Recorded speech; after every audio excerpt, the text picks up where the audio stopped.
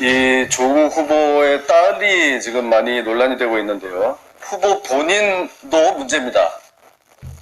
본인이 대학 교수에 임용되는 과정에서 여러 특혜 의혹이 불거지고 있다. 또 아들도 학교 폭력, 이게 갑질 의혹까지 지금 제기되고 있습니다. 먼저 대학 교수 임용을 좀 보겠습니다. 울산대에 들어갔는데요. 92년 3월달에 울산대에 들어갔는데 이때 박사 학위가 없습니다. 이런 유수의 대학에 석사 자격으로 전임 강사로 임명이 되는 겁니다. 그나마 그 석사 논문 자체도 지금 표절 의혹이 제기되고 있죠. 그래서 얼마나 연구 실적이 좋아서 이렇게 됐나 하고 보니까 연구 논문이 한 건도 없습니다. 92년 3월 기준. 그럼 뭐 이거 어떻게 되는 겁니까? 이 거의 모든 대학의 대학 교수 이 모집 요강에 보면 임용일로부터 3년 이내에 가장 중요한 연구 실적을 제출하도록 되어 있습니다. 그런데 한 건도 없이 그냥 임명이 된 겁니다. 논문이라고 딱 한 건 쓴 게 있는데 그게 법학 논문이 아니고 역사학 논문이 하나 있더라고요. 그걸 가지고 법과대학에 임명이 된 겁니다. 어떻게 이게 가능했을까 하는 와중에 이 조국 후보가 모 정치권 인사에게 임용 청탁을 했다는 이런 의혹이 불거지고 있습니다. 그 다음에 이제 동국대 2000년 3월 달에 동국대로 가는데 이거는 이 산호맹이 사면 복권된 지 1년 만입니다. 당연히 산호맹 전력이 논란이 될 수밖에 없었겠죠. 그런데도 또 임명이 됩니다. 이때 참고로 그 조국 후보가 그 산호맹으로 구속될 때 함께 구속됐던 6명의 피고인들 중에 2명이 또 공교롭게도 동국대 학생이었습니다. 이때는 이제 박사 학위는 취득한 이후로 되어 있는데 그 논문조차도 또 지금 표절 의혹을 받고 있습니다. 또 울산대에서 교수를 한 것이 실제적으로 2년 정도 교수 경력을 가지고 서울에 있는 대학에 드디어 진출을 합니다. 이때도 논문을 좀 살펴봤는데 임용일 이전 3년간 학술지에 쓴 논문이 5건에 불과합니다. 자, 이제 문제는 서울대입니다. 울산대에서 서울에 있는 동국대로 드디어 이제 서울대로까지 임명이 되게 됩니다. 이때는 이게 어떻게 가능했겠나 알아보니까 안경환 교수가 상당한 도움을 준 것으로 파악되고 있습니다. 당시 인사위원회에서 다른 교수들이 극구 반대하는 가운데 이를 물리치고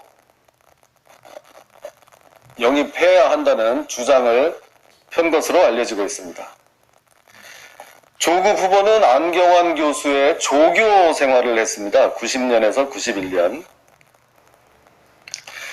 이런저런 인연으로 인해 안경환 교수의 도움을 받고 그에 대한 보은인지 2017년에는 안경환 교수를 대한민국의 법무부 장관으로 추천하게 됩니다. 그 결과는 어떻게 됐는지 여러분들이 잘 아실 겁니다. 여기에는 한인섭 교수도 또 도움을 줍니다. 당시 서울법대 교수였는데요. 이 조국, 안경환, 한인섭 모두 고향이 부산 출신이라는 또 공통점이 있습니다.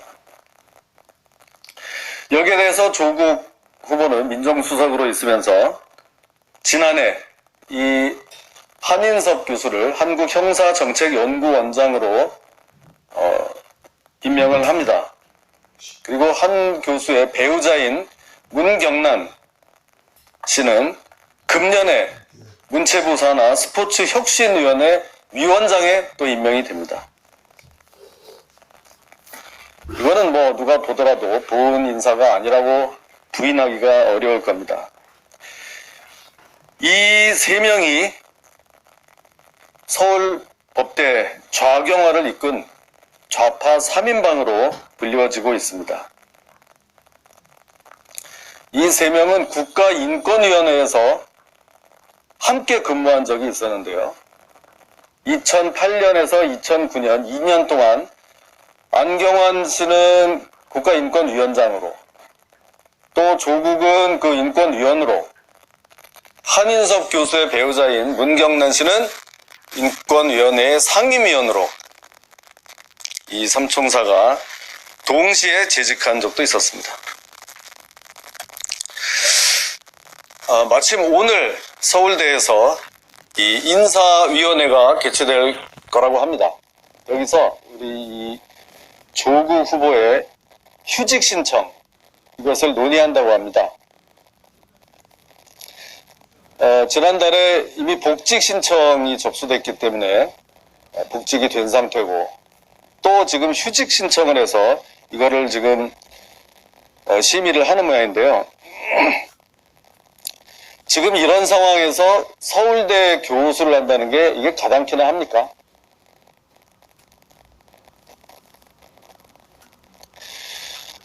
교수직에서도 휴직이 아니라 아예 사직을 해야 된다. 저는 이렇게 생각합니다. 같은 법대 동문으로서 정말 부끄러운 심정입니다. 이렇게 휴직 신청이 지금 벌써 두 번째입니다. 청와대 민정수석에 들어갔을 때 한 번, 이번에 지금 두 번째인데, 두 번씩이나 휴직 신청을 받아준 전례가 없다고 합니다. 한 번은 받아주더라도 두 번은 없다는 것이 서울대를 비롯한 국내 다른 대학의 관습법이라고 합니다.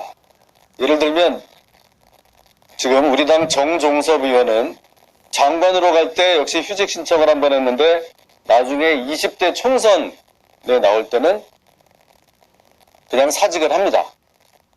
국회의원이 돼서가 아니고 이미 출사표를 던진 상황에서 사직을 했다는 점을 참고해 주시기 바랍니다.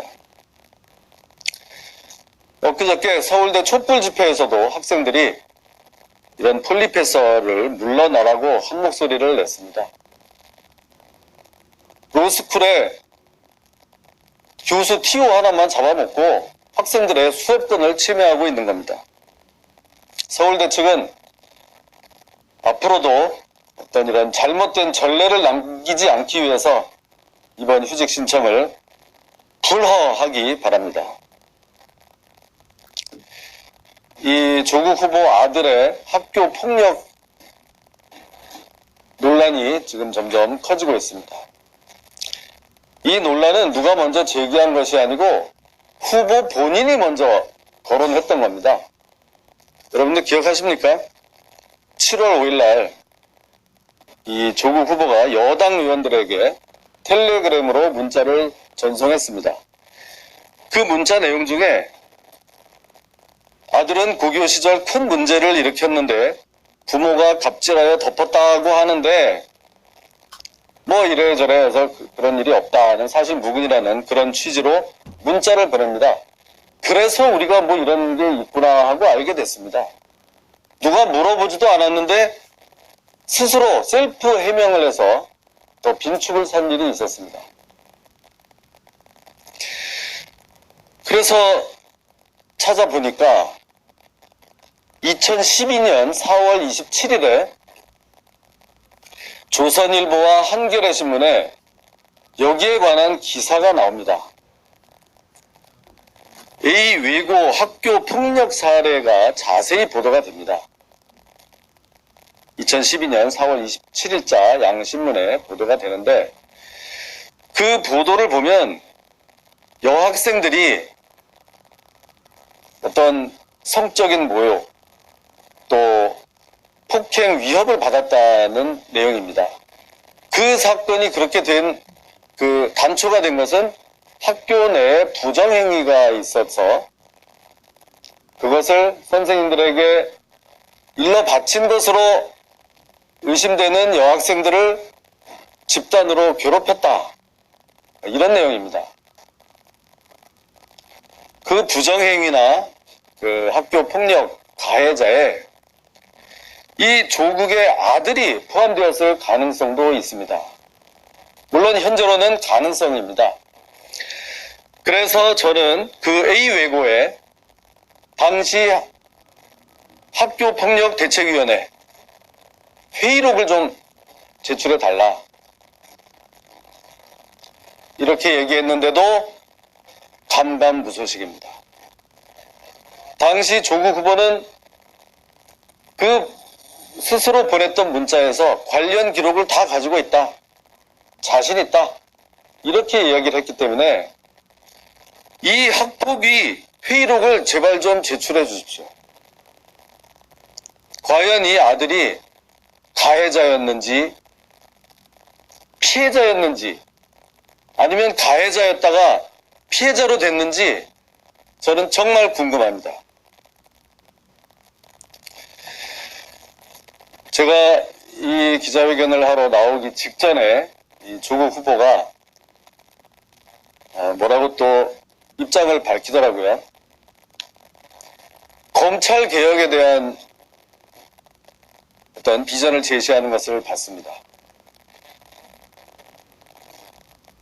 지금 검찰 수사 대상이 이미 된 사람이 검찰 개혁을 어떻게 하겠습니까?